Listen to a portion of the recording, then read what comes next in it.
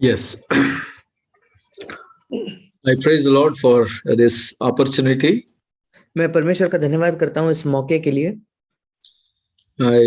As I keep joining, I feel at home with you all. क्योंकि मैं बार बार जुड़ता हूँ आप सबके बीच में, मैं बहुत ही आरामदायक महसूस करता हूँ, मानो मैं अपने घर पर हूँ। This is a household of faith. और ये विश्वास का घर है। So the one thing which makes us to come together is our faith. और एक चीज जो हम सबको इकट्ठा करती है वो है हमारा विश्वास। It is given by our Lord Jesus Christ. और ये विश्वास जो है वो हमारा प्रभु यीशु मसीह हमें देता है। So he has granted us faith in his mercy. और अपनी दया में उसने हमें विश्वास को प्रदान किया है। It's not that we earn the faith, it is given by the Lord. ये नहीं कि हमने विश्वास को खुद से कमाया है, पर ये विश्वास प्रभु ने हमें दिया है। And also, it's not one-sided.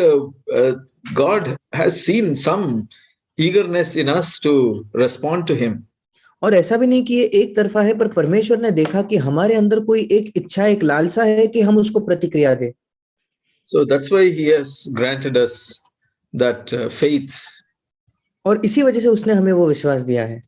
That's why we are so excited to come together like this. इसी वजह से हम बहुत उत्साहित होते हैं इस प्रकार इकट्ठा होने के लिए। So I would like to read a verse in 1 Timothy. और मैं पहले तीमुथियुस में एक वचन पढ़ना चाहूंगा। Verse 5, chapter 1, verse 5. पहला तीमुथियुस पहला अध्याय 5वां वचन। The goal of our instruction is love from a pure heart and a good conscience and sincere faith. आज्ञा का सारांश, या इंग्लिश में लिखा है, आज्ञा का लक्ष्य यह है कि शुद्ध मन और अच्छे विवेक और कपट रहित विश्वास से प्रेम उत्पन्न हो। So when we come together, we have a goal.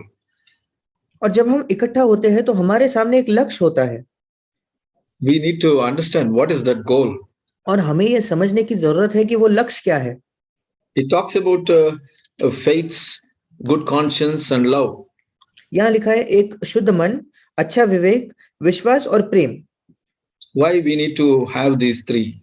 क्यों हमारे अंदर ये तीन चीजें होनी चाहिए? Because we need to understand the goal. क्योंकि हमें उस लक्ष्य को समझना जरूरी है। So when we come together like this, we want to hear God's voice. और इसलिए इस प्रकार जब हम यहाँ इकट्ठे होते हैं तो हम परमेश्वर का आवाज सुनना चाहते हैं। That's the goal. वो लक्ष्य है। So many times what happens, we keep hearing so many messages. और कई बार होता ये है कि हम कई संदेशों को सुनते हैं। And we may hear so many messages through YouTube nowadays, so many messages, so many meetings. और आजकल के दिनों तो हम YouTube के जरिए से कई संदेश सुन सकते हैं, कई संदेश, कई सभाएं हमें उपलब्ध है। And WhatsApp, every now and then somebody sends some statements and some verses, so many things keep coming to us.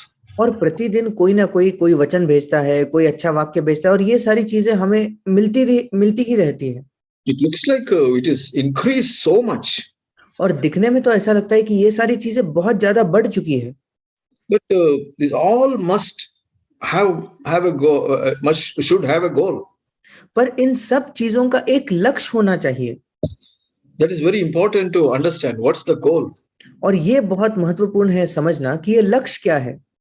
Because in the Bible we see there are different examples. क्योंकि बाइबल में हम देखते हैं अलग अलग उदाहरण है। There are people who got the message.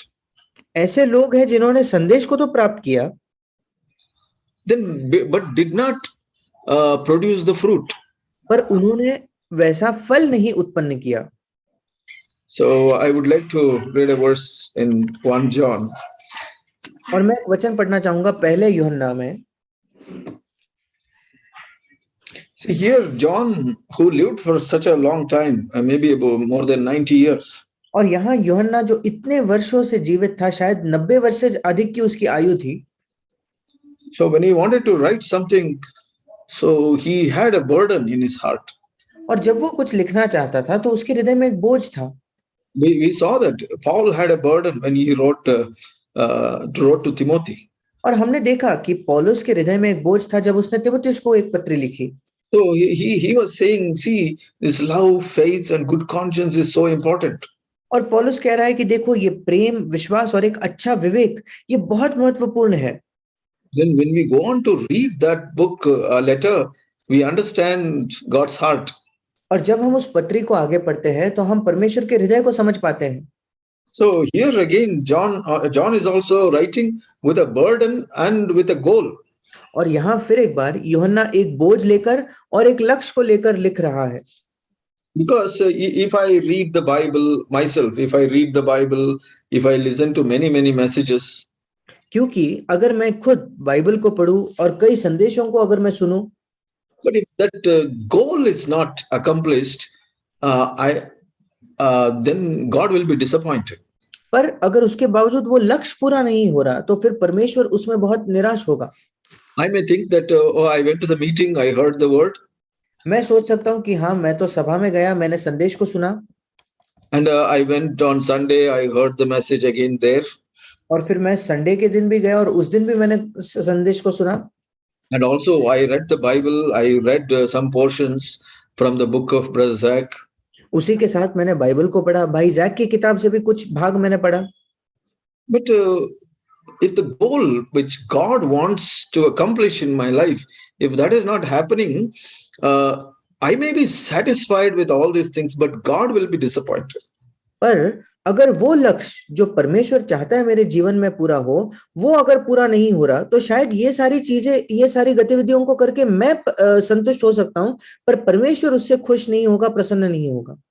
See, that's why there was a clear evidence or a clear endorsement from God about Jesus. इसी वजह से यीशु के विषय में परमेश्वर की ओर से एक साफ-साफ उसने सबूत दिया था या उसने यीशु के बारे में एक सराहना की थी। So that is, this is my beloved son in whom I am well pleased. और परमेश्वर ने कहा था कि ये मेरा प्रिय पुत्र है जिससे मैं अति प्रसन्न हूं। So because of that, we need to look at Jesus. और इसी वजह से हमें यीशु की ओर देखना है। So did he have so many messages to hear like us today? क्या यीशु के पास आज हमारे जैसे बहुत सारे संदेश थे क्या सुनने के लिए? Not necessarily. ये जरूरी नहीं है कि उसके पास ये था। But Jesus spent a lot of time thinking and meditating upon his Father. पर यीशु ने बहुत समय बिताया अपने पिता पर अपने पिता के विषय में मनन करते हुए, उसके विषय में सोचते हुए। Now we have to see what is the burden what John is saying here. अब हमें देखना है कि यूहन्ना का बोझ क्या है जो यूहन्ना यहाँ लिख रहा है। He is saying what was from the beginning, what we have heard and what we have seen with our own eyes, what we beheld and our hands handled concerning the word of life. Verse 1. और यूहन्ना की पहली पत्री पहला अध्याय पहला वचन, उस जीवन के वचन के विषय में जो आदि से था, जिसे हमने सुना और जिसे अपनी आंखों से देखा, वरन जिसे हमने ध्यान से देखा और हाथों से छुआ।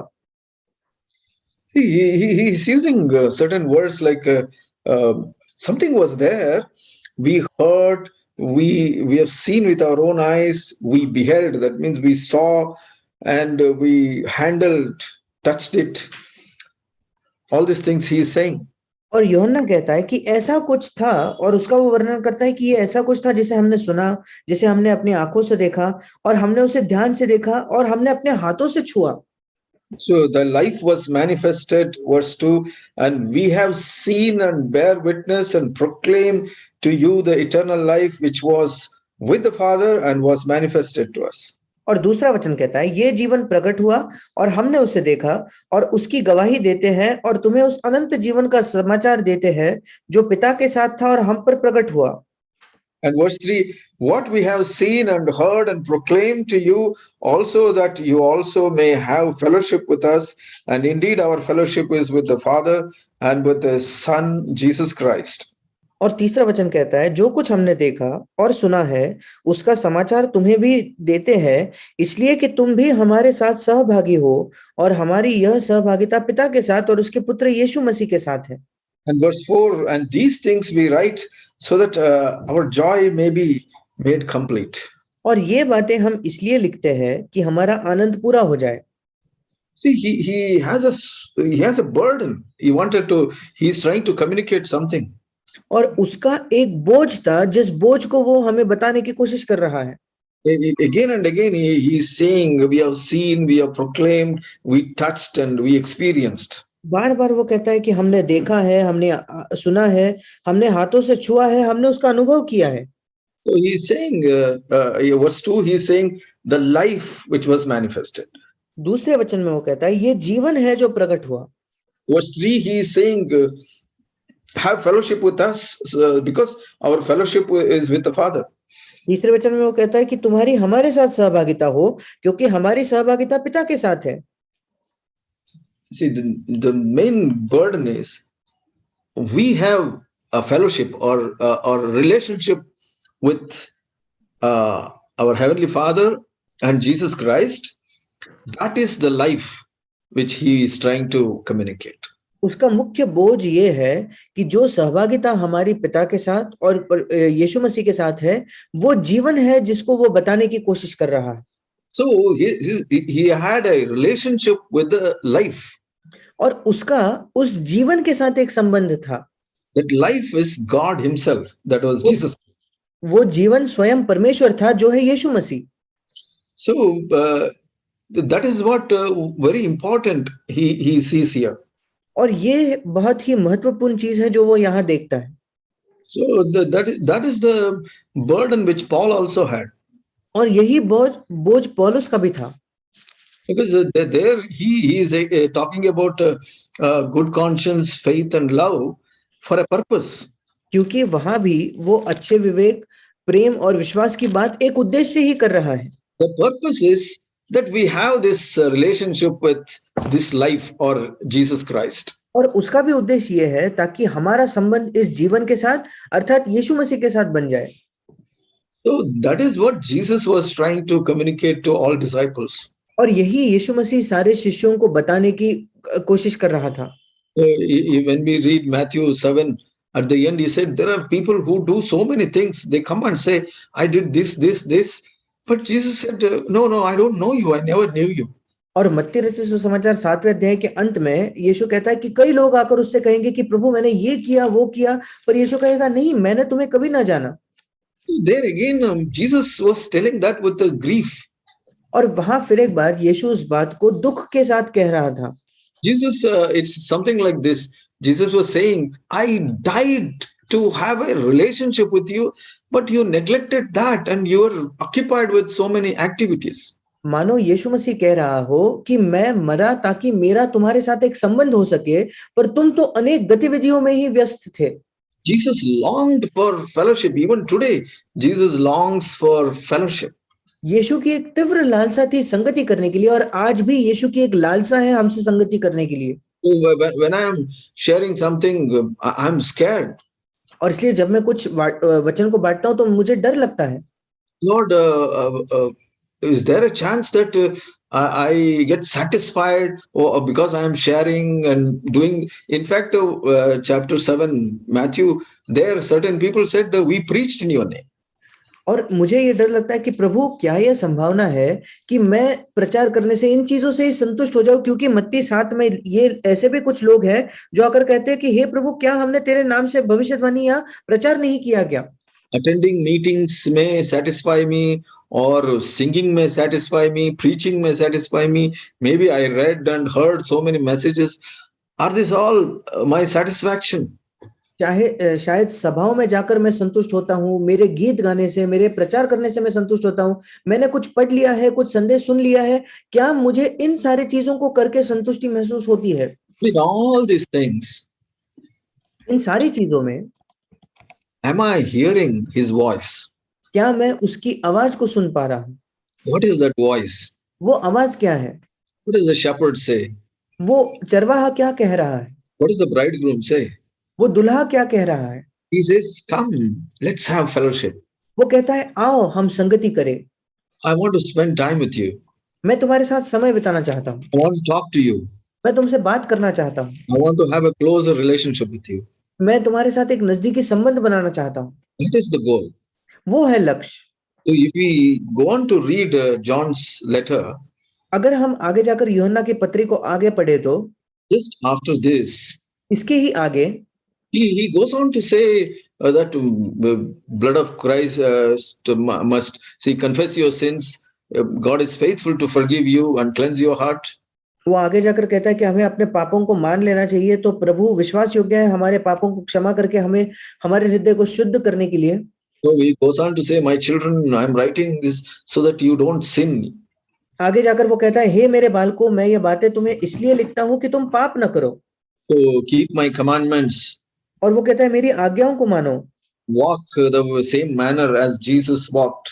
तुम वैसे ही चाल चलो जैसे यीशु चलता था। So do not love this world.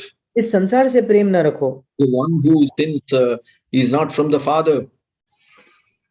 Sorry? The one who sins is not from the Father. जो पाप करता है वो पिता की ओर से नहीं है।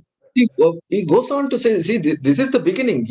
The beginning is that I say that you have a fellowship or a relationship with Father and Jesus Christ. And then he goes on to say that there are so many things which will come in your way to cut this relationship. और वो शुरुआत करता है कि ये वो संगति है जो तुम्हारी परमेश्वर के साथ और यीशु मसीह के साथ होने चाहिए, और आगे जाकर वो कहते हैं कि ऐसी कई चीजें आएंगी जो तुम्हारे पिता के साथ की उस संगति को तोड़ देगी। So what is sin? फिर पाप क्या है? Sin is something which hurts God. पाप ऐसा कुछ है जो परमेश्वर को दुख पहुंचाता है। I may say, no, I did right. मैं कह सकता हूँ कि नहीं, मैंने तो सही किया।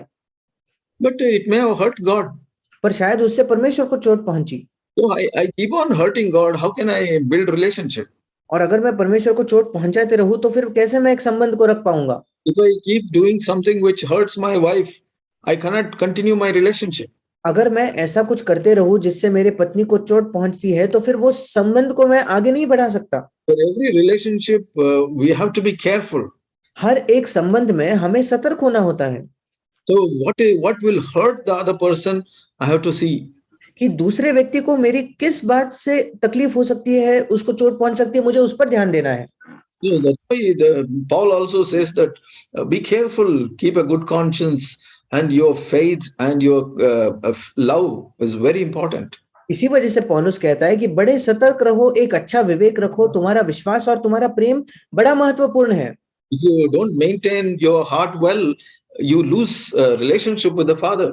अगर तुम अपने हृदय को अच्छे से संजोए नहीं रखोगे तो पिता के साथ तुम्हारी संगति टूट जाएगी। So this is the goal of all preaching.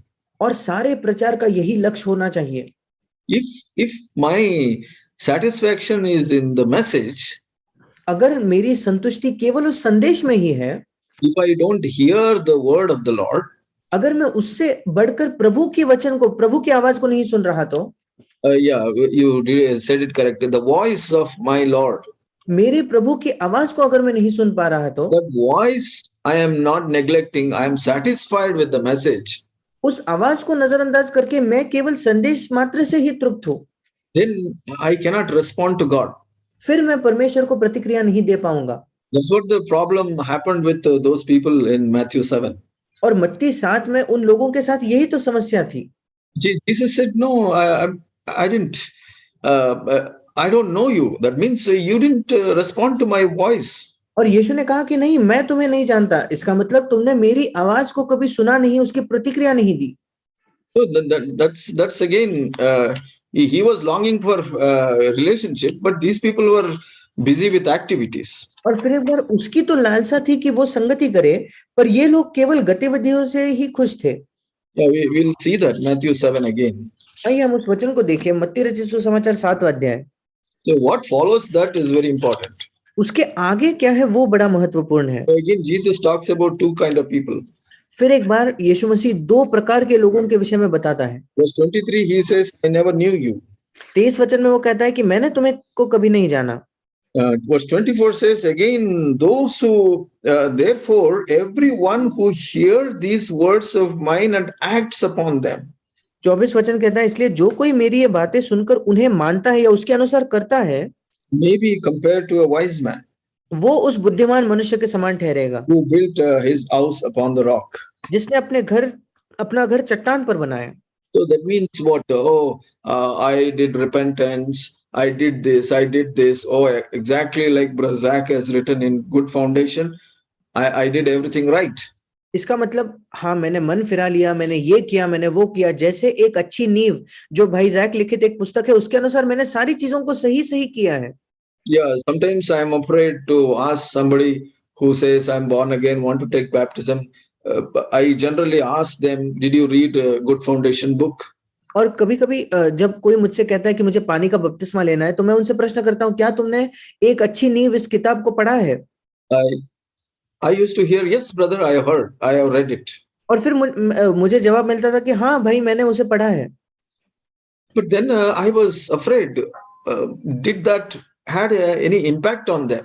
फिर मुझे ये डर लगने लगा कि क्या उस पुस्तक का उनके जीवन पर कोई प्रभाव भी पड़ा. Then I used to ask them, no, don't read it as book and chapters. These are the truths. That is, repentance is a truth, faith is the truth, and justification is the truth. और फिर मैं उनसे कहने लगा, नहीं, उसको केवल एक किताब की तरह, उसके अध्यायों की तरह न पढ़े, पर ये सारे सत्य है, जैसे मन फिराव एक सत्य है, विश्वास एक सत्य है, and also justification, और धर्मी ठहराया जाना एक सत्य है, and also discipleship, और शिष्य होना ये एक सत्य है, and baptism in the Holy Spirit, और पवित्र आत्मा का बपतिस्मा, and sanctification, और शुद्ध होना या पवित्रकरण, and fellowship and prayer, और संगति और प्रार्थना. So even then I was I could not see them coming into a joyful relationship with the Father. और इस सब के बावजूद भी मैं कई बार ये नहीं देख पाता था कि वे पिता के साथ एक आनंद भरे, खुशी भरे संबंध में प्रवेश कर रहे, इसको मैं नहीं देख सकता था. Sometimes I have heard some saying, brother, I read it 2 times, 3 times, so many times, something like that. और कभी-कभी मैंने लोगों को ये भी कहते सुना है कि भाई, मैंने उस किताब को 2 बार, 3 बार, कई बार पढ़ा है.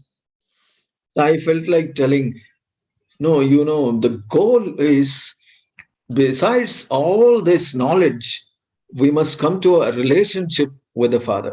और मुझे कई बार उनसे यही बताने की मेरा मन करता है कि इन सारी चीजों का लक्ष्य ये है कि ये चीजों को जानने से ज्यादा हमारा पिता के साथ एक संगति बने, संबंध बने. I think that thief on the cross did not read much. और मुझे लगता है वो जो क्रूस पर लटकने वाला जो चोर था, उसने ज्यादा तो पढ़ा नहीं था. So there, the what is that relationship between his spirit and Jesus' spirit happened. पर उसके आत्मा और यीशु के आत्मा के बीच में वहां एक संबंध हुआ. So he entered into such a kind of a joyful relationship with Jesus Christ. और उसके वजह से यीशु के साथ ऐसे आनंद भरे संबंध में उसने प्रवेश किया. So that is the goal. और ये है हमारा लक्ष्य. Coming into a joyful relationship with the Lord. कि प्रभु के साथ हमारा आनंद भरा एक रिश्ता हो, संबंध हो. Because even myself, I can backslide in such a way. क्योंकि मैं खुद भी, ये संभव है कि मैं इस प्रकार से पीछे फिसल जाऊं. I am busy with meetings. कि मैं सभाओं में ही व्यस्त हूं. Busy with so many activities. कई गतिविधियों में मैं व्यस्त हूं. So I am elder. I have so many things to do. मैं प्राचीन हूं, मुझे करने के लिए कई चीजें हैं. So I have to go on Sunday. और इसलिए इतवार के दिन मुझे जाना है. I have responsibilities. मेरी अलग-अलग जिम्मेदारियां हैं. So is it all? Am I surrounded by all these things alone? क्या मैं अकेला इन सारी चीजों से ऐसे घिरा हुआ हूं? Or all these things I do because I have a closer relationship with the Father? या इन सारे चीजों को मैं इस वजह से करता हूं क्योंकि पिता के साथ मेरा एक नजदीकी संबंध है. So I remember one young brother once told me like this. मुझे याद है कि एक बार एक जवान भाई ने मुझसे ये कहा, Brother, I'm finding my life very difficult. भाई, मुझे मेरा जीवन बहुत ही कठिन मालूम पड़ता है. Because my work pressure is so much. क्योंकि मेरे काम के जगह मुझ पर इस प्रकार का दबाव है. I'm not finding time to pray or read Bible, listen to message. I am drained out by the end of the day. मुझे बिल्कुल भी समय नहीं मिलता प्रार्थना करने के लिए, बाइबल पढ़ने के लिए, संदेश सुनने के लिए। दिन के अंत तक मैं इतना थक जाता हूँ। He was very sincere brother. और वो बहुत ही ईमानदार भाई था। Then I told him, when you do all these things, your work and everything, फिर मैंने उससे कहा, जब तुम इन सारी बातों को करते हो, तुम्हारा काम और ये सारी अन्य बातें, looks like you are doing alone. ऐसा लगता है कि तुम इनको अकेले से कर रहे हो। So if you are a child of God, अगर तुम परमेश्वर के संतान हो तो the Lord has allowed you to do all those things. प्रभु ने तुम्हें अनुमति दी है कि तुम इन चीजों को करो। And Lord also wants to be along with you when you do those things. और प्रभु स्वयं तुम्हारे साथ होना चाहता है जब तुम इन चीजों को कर रहे हो। So it looks like you leave the Lord in the church or home and you go to work on your own. और मुझे ऐसा मालूम पड़ रहा है कि तुम प्रभु को तो कलीसिया में या घर पर ही छोड़ रहे हो और अकेले तुम काम पर निकल रहे हो। That's not our calling. ये हमारी बुलाहट नहीं है। Our calling is whether we go to work or jail, we go along with the Lord. हमारी बुलाहट है, चाहे हम काम करने जाए, चाहे हम बंदी गृह में जाए, हम प्रभु के साथ जाए। Because it's a relationship. क्योंकि वो एक संबंध है। Our main longing should be to have a relationship with the Lord. हमारी मुख्य लालसा ये होनी चाहिए कि प्रभु के साथ हमारा एक संबंध हो। That's why we have given a wonderful example of Jesus Christ. इसी वजह से हमें एक अद्भुत उत्कृष्ट उदाहरण दिया है यीशु मसीह का। Not only Jesus Christ, even Paul's life, Peter's life, John's life, when we see, they went through so many things in their life. ना केवल यीशु का जीवन, पर जब हम पौलुस को, पतरस को और यूहन्ना के जीवन को देखते हैं, उन्होंने अपने जीवन में क्या कुछ नहीं सहा। So that's why in Amos chapter 8 it says, in the last days, the famine will be there. और इसलिए आमोस नबी की पुस्तक उसके 8वें अध्याय में लिखा है कि अंतिम दिनों में एक अकाल पड़ेगा। Maybe you can read that verse, brother, verse 11. और आमोस नबी की पुस्तक 8वां अध्याय 11वां वचन, परमेश्वर यहोवा की यह वाणी है, देखो ऐसे दिन आते हैं जब मैं इस देश में महंगी करूंगा, उसमें न तो अन्न की भूख और न पानी की प्यास होगी, परंतु यहोवा के वचनों के सुनने ही की भूख प्यास होगी। So it is not food or water, it is the word of the Lord. और वहां खाने या पानी की कमी नहीं है, बल्कि परमेश्वर के वचन की कमी है। It is not even word of the Lord. I used to always think, oh, word of the Lord will be less. और मुझे लगता था कि उसका मतलब है परमेश्वर का वचन कम हो जाएगा। It says hearing of the word of the Lord. वहां लिखा है यहोवा के वचनों को सुनने की। So there is a famine there. और उस क्षेत्र में एक अकाल पड़ा है। Oh, I hear message, so many messages I hear, but nothing, the word is not sinking. और मैं संदेशों को सुनता हूं, पर वो जो वचन है वो मेरे अंदर नहीं जा रहा। So that is the big difference, brothers and sisters. और ये बड़ा अंतर है भाई और बहनों। So that's why let's turn to Matthew chapter 25. और आइए हम निकालेंगे मत्ती रचित सुसमाचार उसका 25 अध्याय।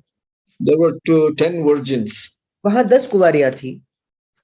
So they're all virgins. They both had wonderful testimony.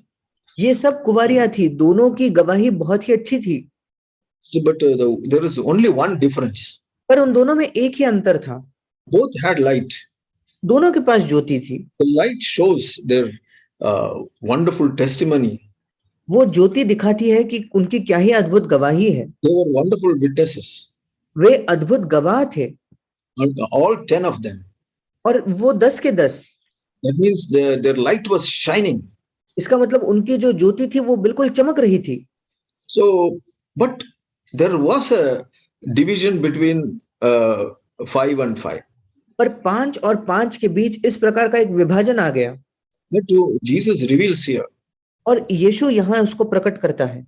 In the church, there can be a people, those who are struggling or backsliders, or those who are on fire for the Lord. कलीसिया में संभव है कि ऐसे लोग हैं जो संघर्ष कर रहे हैं, पीछे फिसल रहे हैं, और ऐसे लोग जो परमेश्वर के लिए बिल्कुल आग से ज्वलंत है।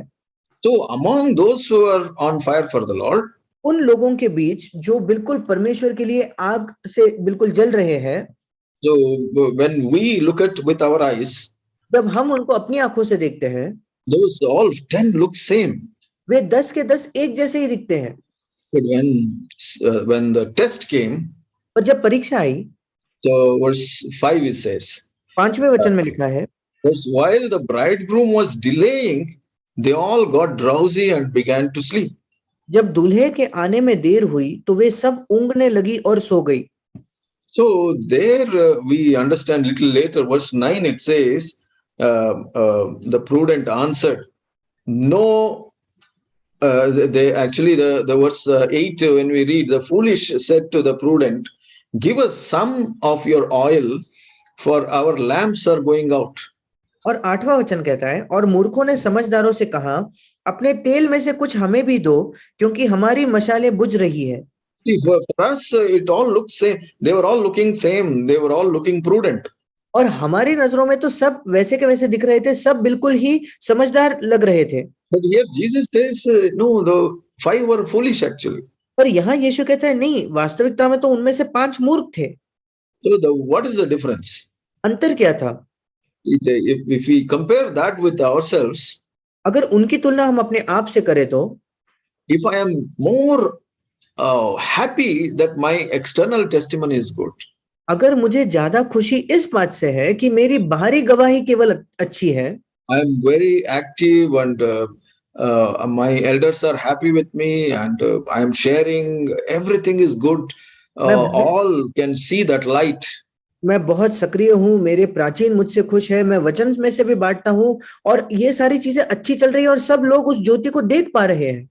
But the relationship with the Lord was lost. पर प्रभु के साथ वो जो संगति, वो जो संबंध था, वो खो चुका था। The secret life with God. परमेश्वर के साथ एक गुप्त चाल या परमेश्वर के साथ एक गुप्त जीवन जो है, I think that was lost for those 5. उन 5 मूर्ख कुंवारियों ने उसे खो दिया था। But then again, if we read that verse, see verse 9 at the end, it says, go instead to the dealers and buy some for yourself. और 9वें वचन के अंत में लिखा है कि भला है कि तुम बेचने वालों के पास जाकर अपने लिए कुछ मोल ले लो। That means when we go through tough time, tough situation, trials and the difficulties, इसका मतलब जब हम कठिन समयों से, कठिन परिस्थितियों से, हम बड़े पीड़ाओं से और कष्टों से गुजरते हैं, that is the time we really can build our relationship with our Lord. वही समय है जहां हम वास्तविकता में अपने प्रभु के साथ एक संबंध को बना सकते हैं। Generally we think that our life should be nice and we hear a lot of messages and read and we accumulate a lot of knowledge and so many things. आमतौर पर हम सोचते हैं कि नहीं, हमारा जीवन बहुत अच्छा होना चाहिए, हम बहुत समय पढ़ेंगे, बहुत संदेश सुनेंगे, बहुत ज्ञान बटोर लेंगे और ये सारी बातें। And we can preach to others, we can try to help others, so many things we can do. और फिर हम दूसरों को प्रचार कर सकते हैं, कई चीजों को हम कर सकते हैं, दूसरों की सहायता कर सकते हैं। But the knowledge means how the Lord will know me is, पर प्रभु मुझे कैसे जान सकता है? when I go through difficult times, when I cry out to him and when he comes close and helps me. जब मैं कठिन परिस्थितियों से गुजरता हूँ और मैं उसे पुकारता हूँ और वो नजदीक आकर मेरी सहायता करता है। For that, to know the Lord and my difficult circumstances and those crying out is very important. और इसलिए उन कठिन परिस्थितियों में मेरा प्रभु को जानना और प्रभु को पुकारना बड़ा महत्वपूर्ण है। That's what verse 12 Jesus said. और यही 12वें वचन में यीशु ने कहा, The Lord said, truly I say to you, I do not know you. और यीशु ने उन्हें उत्तर दिया, मैं तुमसे सच कहता हूं, मैं तुम्हें नहीं जानता। It was good, you had all the activity, everything, you were exuberant, you secured good reputation in the church. और ये बहुत अच्छा था कि तुमने कई गतिविधियां की, तुमने बहुत अच्छे करके एक नाम अपने लिए कलीसिया में कमाया। But inside you did not build your relationship with me. पर अंदर से मेरे साथ जो तुम्हारा संबंध या संगति थी, उसे तुमने विकसित ही नहीं किया। That's the goal, brothers and sisters. और ये है लक्ष्य मेरे भाई और बहनों। So if our external life is more important for us, or in other words, we are so occupied with our external life. इसलिए अगर मेरा बाहरी जीवन मेरे लिए बहुत महत्वपूर्ण है, या दूसरे शब्दों में मेरा पूरा ध्यान केवल मेरे बाहरी जीवन पर है, तो what our elders say, what other brothers say, sisters say, if I am much concerned about those things, मेरे प्राचीन मेरे विषय में क्या कहते हैं, बाकी भाई बहन मेरे विषय में क्या सोचते हैं, अगर मेरा पूरा ध्यान इन्हीं चीजों में है, तो something is wrong with me. फिर मेरे साथ कुछ गलत है। There are chances that gradually I may start ignoring my inner life. फिर ये संभावना है कि धीरे धीरे मैं अपने अंदरूनी जीवन पर ध्यान देना ही बंद कर देता हूँ, And slowly I am not getting grace in my life. और धीरे धीरे मुझे अपने जीवन में अनुग्रह नहीं मिल रहा। But I have external testimony.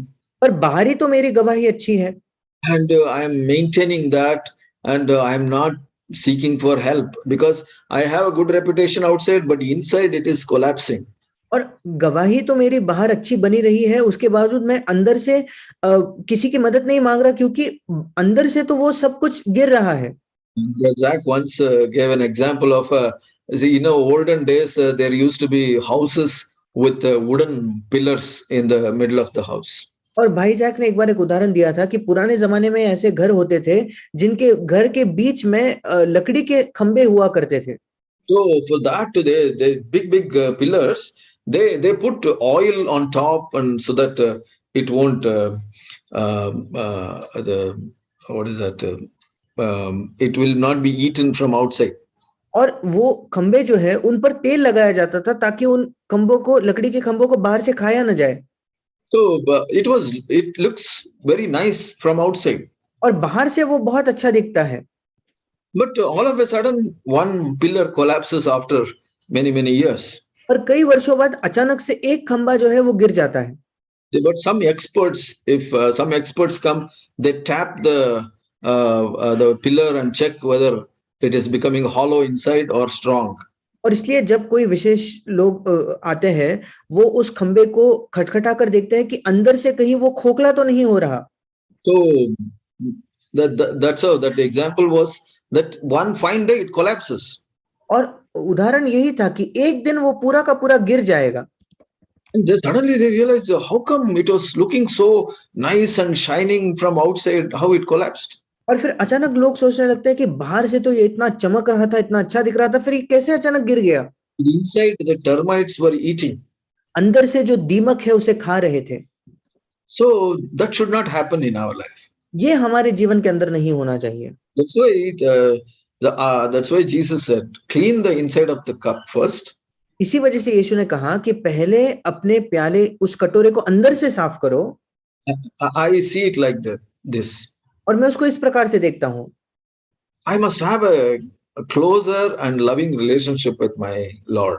मेरे प्रभु के साथ मेरा एक बड़ा नजदीकी और प्रेमी संबंध होना चाहिए। The external automatically come. वो बाहरी जो चीज है वो अपने आप से आ जाएगा। If the external comes because of the inner life, क्योंकि वो जो बाहरी चीज है वो अंदरूनी जीवन की वजह से ही तो आता है। then that will stand for long. फिर वो जो है वो लंबे समय तक टिकेगा। Not only long, it will stand for all difficulties, every situation. ना केवल लंबे समय तक, पर सारे कठिनाइयों में और प्रत्येक परिस्थिति में वो खड़ा होगा। Home situation and office situation, church situation, in every situation. घर की कोई परिस्थिति हो, कलीसिया की परिस्थिति हो, दफ्तर की कोई परिस्थिति हो, प्रत्येक परिस्थिति में। So then the light will be strong. और फिर वो ज्योति जो है वो चमकेगी। So it is not like these virgins, 5 virgins, only it was shining outside, but inside there is no oil. और फिर हमारी अवस्था उन 5 मूर्ख कुंवारियों जैसा नहीं होगी, जहां बाहर से तो वो दिया जल रहा है पर अंदर से उनके पास कोई तेल नहीं था। I am sharing what the Lord is speaking to me. मैं आपको वो बता रहा हूँ जो प्रभु मुझसे बात कर रहा है। So I may be happy that, oh, Brother Zach is happy with me, Brother Ian is happy, elders are happy, and many things, many people are happy with me. Is that all holding me? और शायद मैं ये कह सकता हूँ कि भाई Jack मुझसे खुश है, भाई इयन मुझसे खुश है, प्राचीन मुझसे खुश है, कई लोग मुझसे खुश है। क्या यही चीजों ने मुझे पकड़ कर रखा है? But, is my relationship with the Lord holding me? या प्रभु के साथ मेरा जो संबंध है उसने मुझे स्थिर रखा है, खड़ा रखा है? We all have to live in this fear. हम सबको इसी भय के साथ जीना है। Even Paul lived with this fear. पौलुस खुद इस भय के साथ जीता था। After preaching to you, if I don't discipline myself, I myself can be disqualified. वो कहता है तुमसे प्रचार करने के बाद अगर मैं अपने आप को अनुशासित न करूं तो मैं खुद निकम्मा ठहरूंगा। I think 1 Corinthians 9:27 says that. पहला कुरिन्थियों 9:27 में वो लिखा है। So let us yearn for this relationship, brothers and sisters. और आइए हम एक तीव्र लालसा रखें इस संबंध के लिए, संगति के लिए मेरे भाइयों बहनों। If I lose that relationship, everything will fall apart. क्योंकि अगर मैं उस संबंध को खो दूंगा तो सारी चीजें गिर जाएंगी। Let's not lose heart. Sorry. Let's not lose heart. और इसलिए आइए हम निराश ना हो, Because Jesus is our savior. क्योंकि यीशु मसीह हमारा उद्धार करने वाला है। Jesus came and died to restore this relationship. यीशु मसीह आया और मरा ताकि परमेश्वर के साथ हमारे संबंध को वो पुनर्स्थापित कर सके। You see, in the first century, there was no meeting halls and arrangements. All those things were not there. और पहले शताब्दी में कोई सभाएं नहीं होती थी, सभाओं के लिए कोई तैयारी नहीं करनी पड़ती थी, ये सारी चीजें ही नहीं थी। Those things have come only now. वो सारी चीजें तो अब आई है।